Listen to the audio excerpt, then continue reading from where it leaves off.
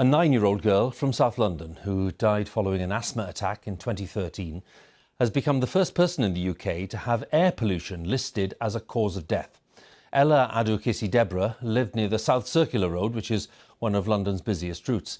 In the 3 years before her death, she'd suffered multiple seizures and was admitted to hospital on 27 occasions.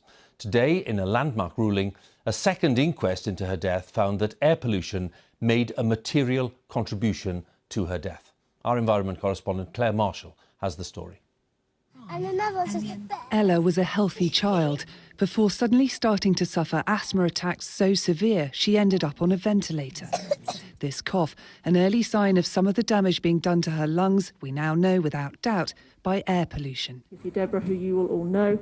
Today's decision was the result her mother has been campaigning for years. We've got the justice for her, which she so deserved.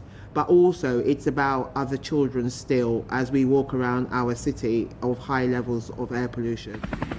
Ella's family home was beside London's busy South Circular Road.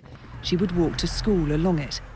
At the time, no connection was made between Ella's fatal asthma attack and air pollution. Then new medical evidence emerged. I wanted the real reason why she went through what she went through. I hope through this, her legacy, maybe a new Clean Air Act. I think the only bit I got a little bit angry was in court when it turned out that lots of people knew about it and yet the response has been so slow. The original inquest was quashed, and today the coroner ruled that levels of toxic gases and pollutants in exhausts were way above safe levels set by the World Health Organization. And without doubt, they contributed to her death. She was drowning in her secretions each time she had one of these dreadful attacks. And the fact that they clustered together and that these were in the winter and autumn months when the air pollution was worse in London, putting all that together, it suddenly started to make sense. This isn't just about London, this is about the whole of the UK.